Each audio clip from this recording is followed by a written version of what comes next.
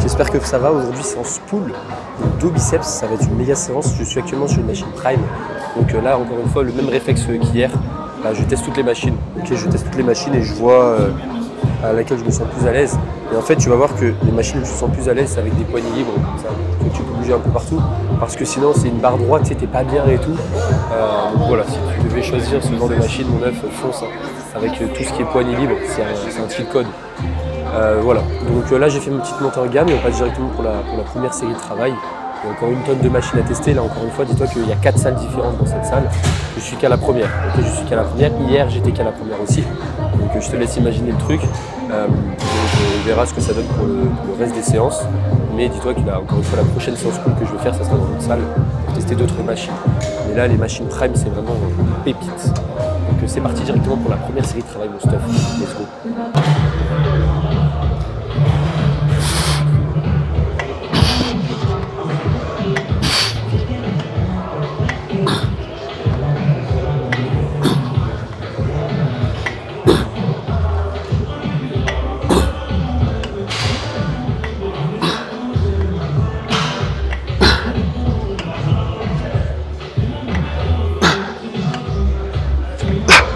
Okay. Meuf, comme tu as pu constater, je t'ai pas parlé des poids, mais encore une fois, tu vois, si tu mets les poids au numéro 2, donc comme j'ai mis là au milieu, bah, tu auras le plus de tension au milieu du mouvement. Si tu les mets tout en haut, bah, tu auras le plus de tension en bas du mouvement. Et si tu mets tout en bas, tu auras le plus de tension en haut du mouvement. Mais c'est mal foutu ici les poids parce que bah, je peux pas les rentrer au maximum, je sais pas si tu le vois, parce que bah, les poids sont trop larges.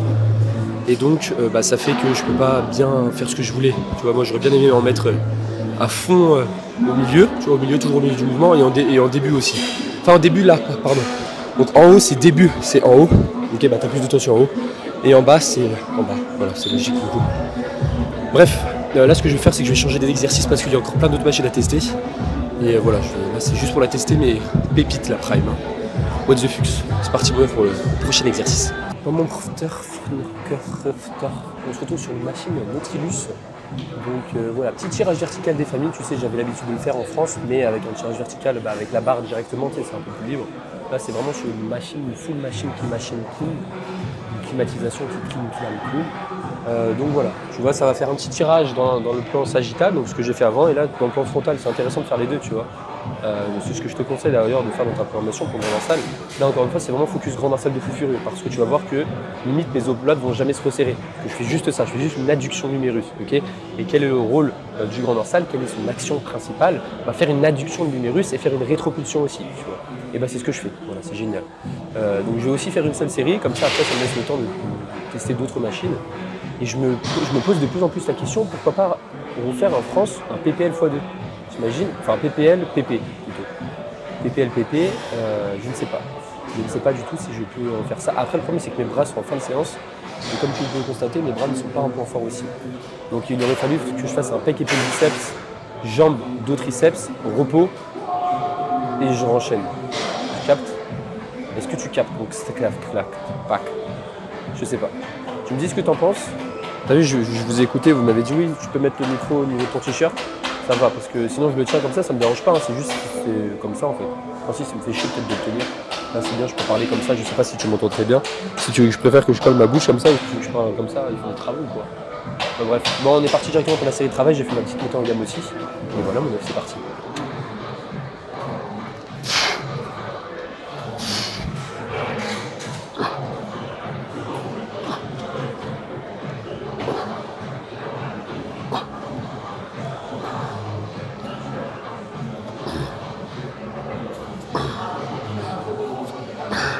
Okay. Bon en vrai ça va la salle, la machine, je vais tenir le micro mais vraiment redis-le moi parce que je sais pas si on m'entend bien, ça me stresse de faire une vidéo tu sais, qui sert à rien si on m'entend pas assez. Mais ouais j'ai bien aimé cet exercice. Après pour être honnête avec toi je pense que je préfère le tirage vertical à la barre classique. Je me sens plus à l'aise, là tu vois je suis limité dans l'amplitude, je peux pas trop descendre. Tu vois, donc voilà mon keuf, on passe directement pour le prochain exercice, pour le grand dorsal encore une fois je ne sais pas quoi faire. I have absolutely no fucking idea man, that's crazy right? So let's see how we go man. Bon mon bœuf, on passe directement pour le prochain exercice, toujours Nautilus. Là en fait j'adore cet exercice parce que le bras là, de la machine il est incroyable. Tu vois, je peux vraiment focus grand dorsal Mais mon 9, c'est pas un exercice que je mettrais dans ma programmation, honnêtement. Parce que tu perds direct en stabilité, en fait, t'as pas de support. Et je vais vraiment l'essayer parce que voilà, je l'aime bien, j'ai fait ma petite montée en gamme, voilà, mais le gainage il est en feu après ça. Parce que là je vais devoir gainer de malade avec je mets plutôt lourd. Donc ça va être chiant. Ça va être chiant mais c'est pas grave, tu vois, j'ai toujours mes pieds, mais bon, là il aurait fallu mettre les pieds plus un petit support que je te mets derrière et là c'est parfait. C'est parfait. J'ai testé les autres et ça m'a pas trop convaincu. Après encore une fois, il y a plein de salles ici, tu vois. Là, ils font des travaux dans la salle, ça va être catastrophique. Mais il y a différentes salles et dans les autres salles qu'il y a dans cette salle-là, en fait, c'est une grande salle dans des plus petites salles dans une grande salle. Je pense qu'il y a des meilleurs chaises supported de row type grand dorsal. Mais ce qui est bien avec celui-là aussi, c'est que tu peux le mettre, tu vois, tu peux le bouger comme ça et tu peux le mettre en focus trapèze ou focus grand dorsal. Mais là, je vais vraiment faire grand dorsal et après, je vais prendre un petit chaise supported row pour les trapèzes. On est parti directement pour la première série de travail, la dernière du coup pour cet exercice. C'est parti.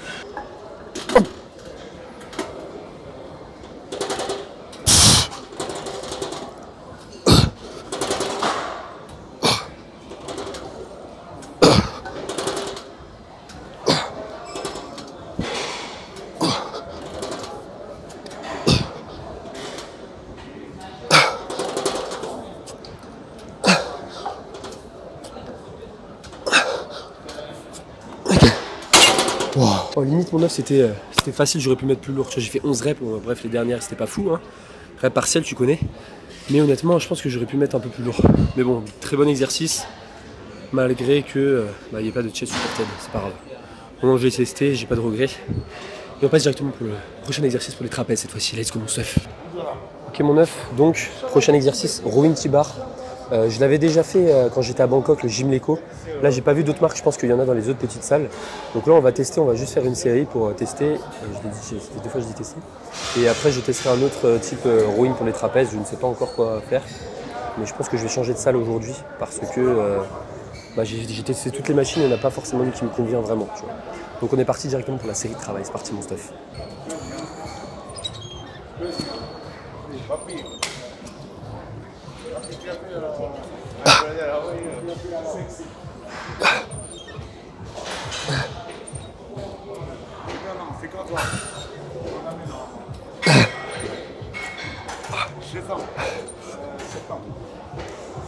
Ok, ça c'est vraiment le genre de machine qui me manque en France, je te jure. Rowing T-bar dans les basic fit, il faudrait tourner, tu vois. Ça va me faire trop bizarre quand je vais tourner. Bref, pas plus de blabla et on passe directement au prochain exercice. Let's go. Pour mon 9, rowing, en fait tu vois. What?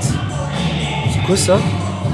Incroyable, c'est pour éviter de commencer trop en position étirée, c'est ça? Ah oui, je savais pas. Ok, je découvre quelque chose en direct live. Du coup, là en fait, il aurait fallu que je trouve une prise un peu plus large. Parce que là, tu vas voir que je vais être en prise neutre parce que je me sens plus à l'aise comme ça plutôt que prise pronation. Mais là, du coup, pour vraiment focus sur travail sur les trapèzes, même si mes grands dorsaux vont être sollicités parce que je vais avoir les coudes un peu proches du corps, j'ai fait en sorte d'amener bien loin mes coudes vers l'arrière pour vraiment focaliser le travail sur les trapèzes. Tu vois. Et là, il aurait fallu vraiment une prise comme ça, mais j'ai pas trouvé de machine qui me plaisait, qui me correspondait. Après, j'ai pas regardé l'autre salle encore. Voilà, je suis là encore longtemps, tu vois. Je regarderai la prochaine fois. On va pas rester là 4 heures. Déjà que ça fait hier je suis resté 3-4 heures facile. Et en plus j'ai mangé après. J'ai mangé directement à la salle. On est what the fuck mon stuff. Bref, on passe directement pour la première série et la dernière série de travail. Après on passera directement pour le travail des biceps et je suis pressé de tester ça parce qu'il y avait une machine que je kiffais bien. Let's go mon pote.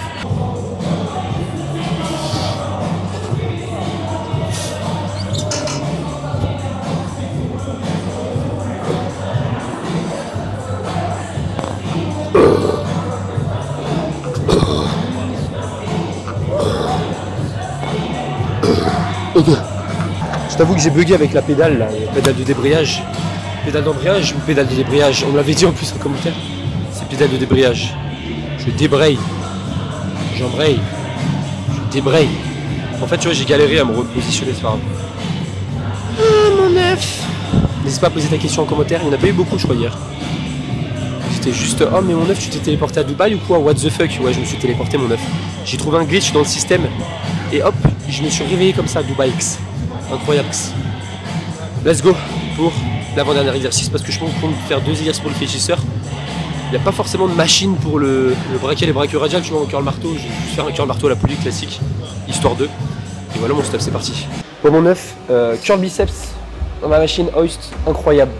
vraiment, si on avait cette machine en France, je la ferais H24. Parce que, en plus de faire un curl biceps classique, bon, je sais pas si tu vas sur la caméra, mais tu peux te mettre en prise neutre ou en prise pronation. Donc c'est génial, ok. Mais je vais faire, en fait, je vais faire mes curls pour les biceps et mes curls pour mes braquets et les braqueurs à gel sur cette machine en fait. En fait, pourquoi je dis plusieurs fois en fait? Mais quand tu as un valgus au niveau du cou, tu es vachement limité sur tous les exercices. Quand tu n'as aucune poignée de libre pour les biceps, bah tu peux pas le faire à moins que tu vas te choper des douleurs, tu vois ce que je veux dire. Donc là, quand tu as des poulies, c'est pour ça que le travail à la poulie c'est génial. Okay, enfin, surtout quand tu le réalises en unilatéral, parce que tu peux vraiment bien te placer en fonction de la courbe de résistance, etc. Si tu as des conflits anatomiques, c'est encore mieux. Et moi c'est mon cas, mais je déteste l'unilatéral, tu vois. Tu peux très bien, après tu peux en trouver en bilatéral, mais c'est pas mon truc. Et là avec cette machine, mon Build 9, je vais la mettre dans ma valise. Je vais mettre ça dans ma valise, ensuite je vais mettre la machine élévation latérale. Et en fait je vais mettre toutes les machines parce qu'il y en a trop, donc vraiment. Mais voilà, l'indispensable ce serait vraiment ça. Et la machine triceps aussi de Gymleco, le T-bar raw de Gymleco aussi, le chest press de Panata, mon œuf, il y a trop de trucs, je te jure, je vais aménager là. C'est un truc de fou furieux. En plus, ce qui est bien ici, c'est que quand tu as fini ta séance, tu peux directement manger en haut. Bon, c'est une blinde, hein. Tu payes, laisse tomber. Hier, j'en ai eu pour 27 balles. 27 balles, 300 grammes de riz et 400 grammes de poulet. Genre, c'est trop cher, c'est vraiment trop cher pour ce que c'est. Mais bon, t'es à Dubaï. Hein. T'es à Dubaï, tu vas pas payer des trucs à 5 balles, t'es pas en Thaïlande. Mais voilà, tu vois, si t'es riche, genre si tu gagnes 10 milliards par an, bah, automatiquement, mon œuf, tu vas voir que ça va pas revenir cher et tu vas gagner du temps. Parce que tu vas faire à manger, faire ta graille, etc., ça prend toujours du temps. Et là, du coup, tu es ultra productif. C'est-à-dire que tu vas à la salle, hop, tu manges en haut, tu fais ton petit montage de ta vidéo YouTube, montage de tes réels Insta, et hop, ça passe. Tu captes ou pas? Bref, on est parti directement pour la première série de travail. J'ai fait ma petite montée en gamme. Je sais pas si ça va être trop léger ou quoi, mais je voulais pas mettre trop lourd. Ok, on verra. Mais je pense que je vais pas faire au-dessus de 15 reps, c'est pas possible. C'est parti pour la série de travail. Let's go, mon cox.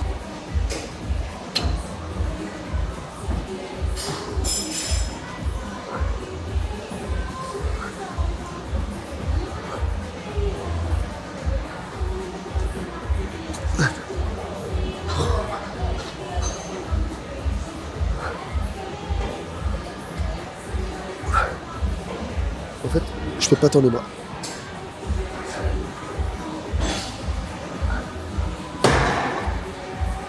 Ok. Mon œuf c'est catastrophique parce que je peux pas tendre les bras, je suis obligé de garder un flex comme ça. Et moi j'aimerais bien vraiment avoir l'étirement, tu vois, et bien standardiser mes reps. Mais je ne pense pas qu'on puisse monter le siège. Voilà, c'est bon, j'ai trouvé un défaut à la machine.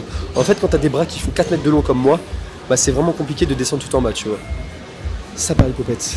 Voilà, voilà, j'ai trouvé un point négatif, super. En fait, il faudrait que c'est ce que je fasse, que je mette un step sous mon cul, comme ça automatiquement je suis plus haut et je peux vraiment descendre plus bas.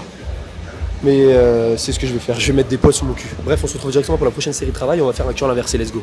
Bon, mon œuf, j'ai trouvé un glitch, tu veux que je te montre le glitch? Tata. Et voilà mon œuf, du coup je vais pouvoir bien descendre et je vais avoir aucun problème parce que je suis un génie mon œuf, sois un génie comme moi un petit peu, tu vois. Et là du coup je peux avoir une très bonne amplitude. Du coup tu vas déchirer tes biceps, bon, on va faire l'expérience, on va voir si je me déchire le cul, les biceps, pardon, excuse-moi. Du coup curl inversé, j'ai pas fait de montée en gamme, je t'avoue que j'ai un peu la flemme. Ouais, voilà. Et du coup dernière série. En gros là tu vas me dire mais Licoum ton volume est trop bas, mais en fait dis-toi que je vais faire 2 fois cette séance dans la semaine et ça va faire exactement comme si je faisais mon bro split. Lors de mon bro split, j'ai que 4 séries pour mes fissures de coude. 2 séries curl pupitre et 2 séries curl inversé. Bah là ça va être la même chose. Je vais faire une série curl biceps, une série curl inversé. Et dans l'autre séance, bah, je vais faire une série curl biceps, une série curl inversé. Donc 2 plus 2 ça fait 4. Et ouais, je suis trop fort en maths. T'as cru quoi? On est parti directement pour la dernière série de travail. Et voilà, après c'est terminé, je vais répondre à vos petites questions tranquille et biloute. C'est cool, c'est parti mon coffre.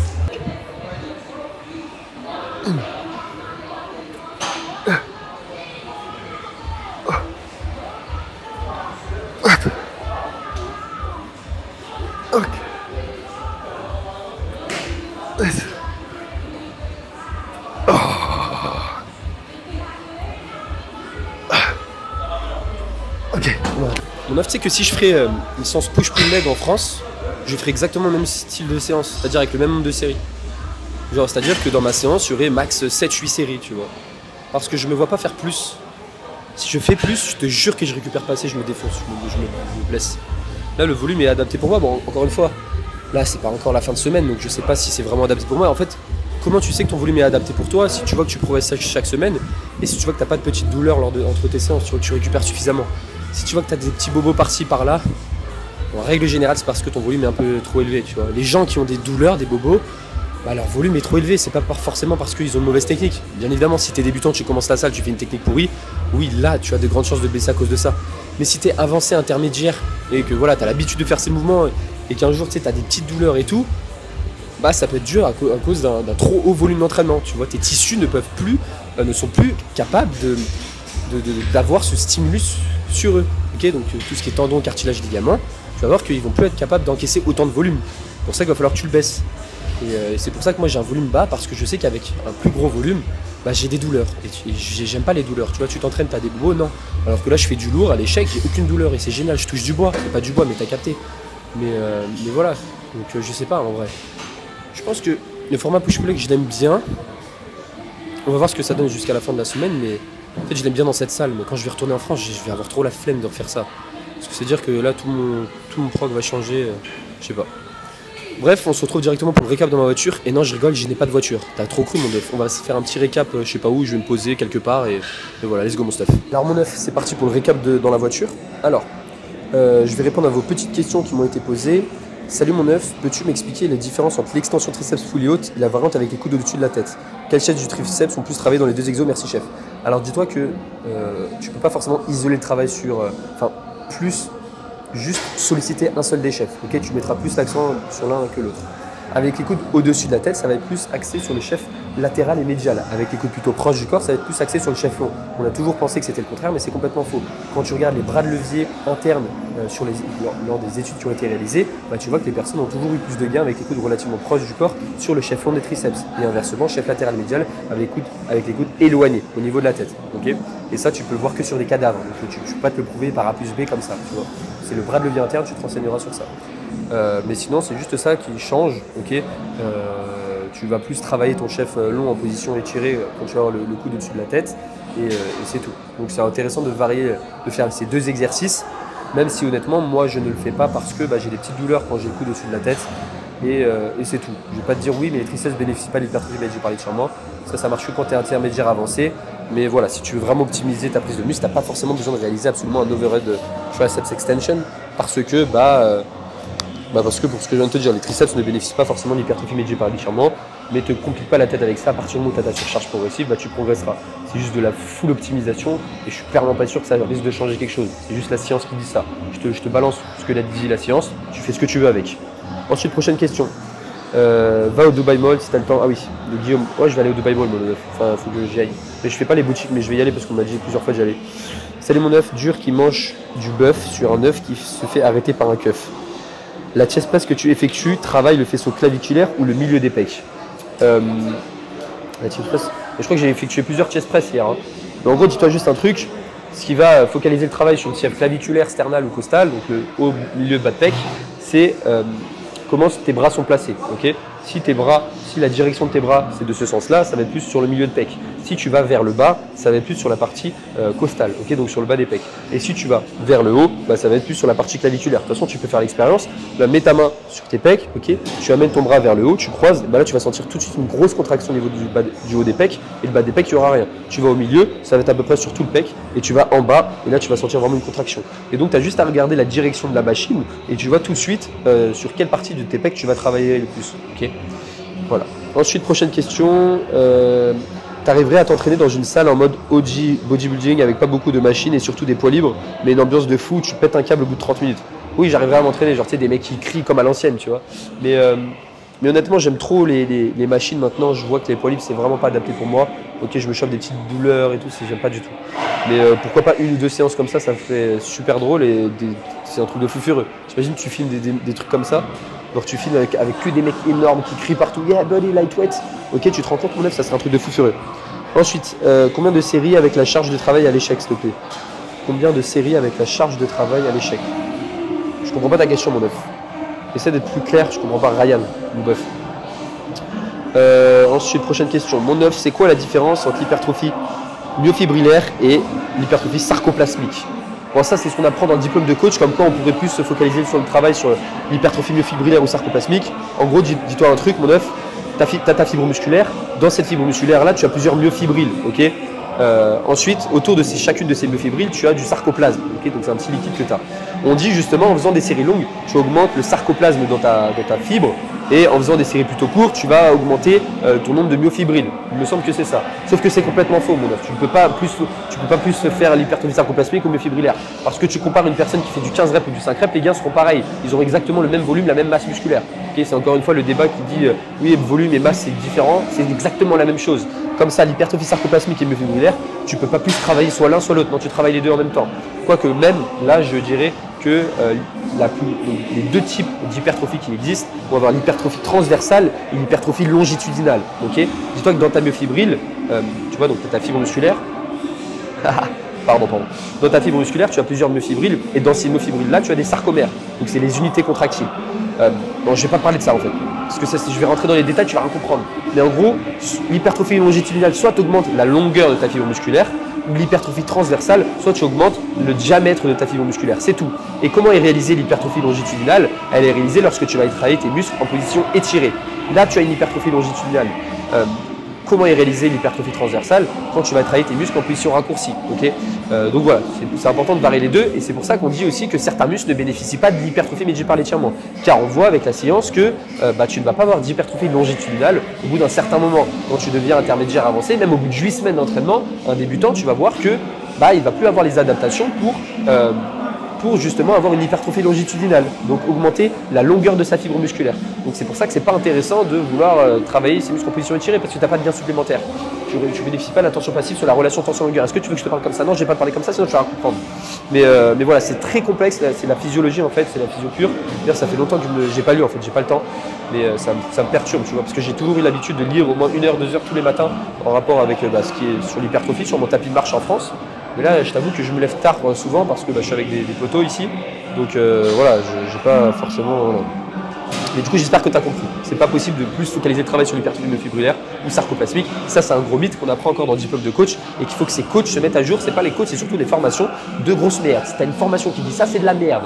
Putain, pardon, excuse-moi pour le gros mot, mon œuf. Je suis vraiment énervé parce que j'ai appris ça aussi et ça m'énervait, tu vois. Ça m'énervait trop, je te jure. Et en plus, je débattais avec le prof. Tout le temps, je débattais. Et je gagnais à chaque fois, mais il ne voulait pas. Il ne voulait pas admettre. Je lui prouvais par A plus B, il ne voulait pas. Tout le temps. Oui, on peut focaliser cette partie-là du biceps. Comment ça, mon œuf? Oui, on peut travailler cette partie-là. Non, tu arrêtes maintenant, tu arrêtes. Hein. Voilà. J'adore les diplômes. Mais en vrai, il y a des diplômes français qui ne vont pas t'apprendre de la merde, mais tu en as la grande majorité sur ces points-là, sur l'hypertrophie myofibrillaire sarcoplasmique. J'en connais aucun en France qui te dit que c'est de la merde. Okay, ils ne parlent aucun de tension mécanique, stress métabolique, ils ne te parlent pas de ça. Ou au contraire, ils te parlent de ça, mais ils te disent oui, le stress métabolique, c'est un facteur pour l'hypertrophie. Alors qu'on le sait, mais il y a eu 5000 études sur ça, comme quoi ça ne l'est pas du tout, tu vois. C'est que la tension mécanique, tu n'as pas de stress métabolique. Sinon, on serait tous chez nous à faire des séries de 45 reps avant l'échec, enfin 10 reps avant l'échec. Et tu ne prendrais jamais de muscle. Okay, ça, tu fais full stress métabolique, tu accumules plein de lactate, etc. Mais c'est pas pour autant que tu vas créer du muscle. Et c'est vraiment le problème. Je vais créer ma propre formation, tu vas devenir coach grâce à moi, mon œuf. C'est bon, t'es prêt? Non, je déconne, il y a plein de formations. Si tu veux être coach ou quoi, tu regardes cette vidéo. Franchement, renseigne-toi sur le côté américain parce que tu trouveras plein de formations qui sont mises à jour, tu vois. Donc ça, c'est vraiment cool. Voilà, je crois que j'ai tout lu. Tu avais un checkpoint sur lequel tu pouvais faire un déplacement instantané, parce que je suis parti de France à Dubaï. Mais ouais, j'ai eu un glitch mon œuf comme je l'ai dit en début de vidéo. Et voilà. Bref, c'est une fin de vidéo. Demain, c'est une séance jambes que je vais faire. Je vais tester du prime, du leg extension, leg curl. Tu peux changer les courbes de résistance. En vrai, prime, c'est génial parce que vraiment, tu peux changer ça, tu vois. Donc, tu peux avoir différentes marges de progression. Tu vois, si tu maxes la machine avec un exercice à forte tension de contraction, tu peux le changer en étirement, tu vois. Enfin, tu peux faire plein de trucs. Donc ça, c'est génial chez Prime. Et bon, après, malheureusement, tu as des machines qui ne sont pas forcément bonnes, tu vois. Par exemple, je pense au développé militaire où tu as la prise ultra écartée comme ça, je déteste. Et voilà. Et j'espère que cette petite vidéo t'a plu. N'hésite pas à me faire des retours sur la vidéo si tu veux que j'améliore des choses, etc. Si tu veux que je fasse des trucs. Là, demain, ça va être une séance jambes, je vais mourir. Et c'est tout, mon œuf. Prends soin de toi, passe une bonne journée. Je te fais plein de bisous. Ciao.